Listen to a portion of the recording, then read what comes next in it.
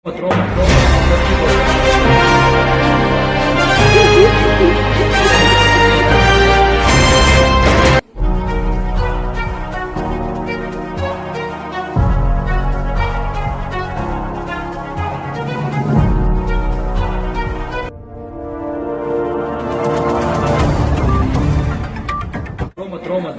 सब ठीक हो जाएगा। अनिल भाई रुको, हम लोग हैं साथ में आपके। नमस्ते, आम्ही सगळे हे पर्यटक श्रीनगरमध्ये आहोत आणि कालपासून इथे आम्ही अडकलो. काल जो काही हल्ला झाला त्याच्यामध्ये आम्ही पुण्यातले 12 जण आहोत. हे नाशिकचे आहे आणि ही फॅमिली अहमदाबादची आहेत. असे अनेक जवळजवळ 60 ते 65% पर्यटक इथं अडकलेले आहेत. कालचा हल्ला झाल्यानंतर आणि ही बातमी आल्यानंतर सगळे प्रचंड घाबरलेले आहेत. मला प्रशासनाला एवढंच सांगायचं की कृपया इथनं विमानाची सोय तातडीने करावी. आमच्यासोबत एक टुरिस्ट इथले आहेत की ज्याप्रमाणे हल्ला झाला म्हणून आम्ही सगळे भयभीत झालो, पण इथल्याच टुरिस्ट लोकांनी या नाशिकच्या फॅमिलीला स्वतःच्या हे ते आहेत भैया, आपका नाम क्या है?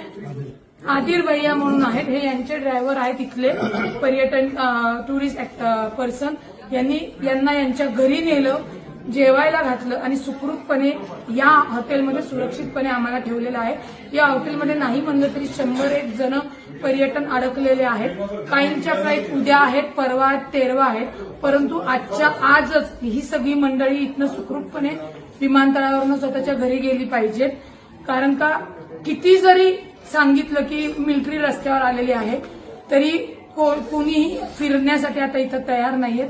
आणि हे जे काही टुरिस्ट ऍक्टिव्हिटी आहेत यांनी जी काही मदत केली यांना ती शब्दात सांगू शकत नाही. कारण का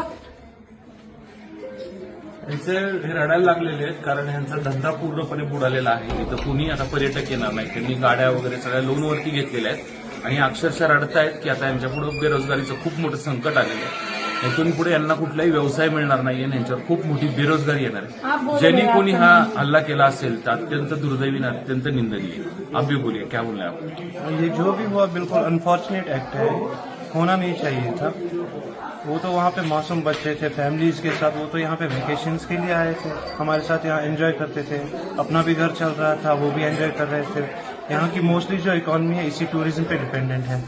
अब ये जिसने भी किया वो जानवर ही होंगे, वो तो इंसान नहीं होंगे. पूरी इंसानियत का कत्ल है ये तो होना नहीं चाहिए था. अब तो इसका रिजल्ट हमें तो भुगतना पड़ेगा ना, जो भी इसका आउटकम आएगा.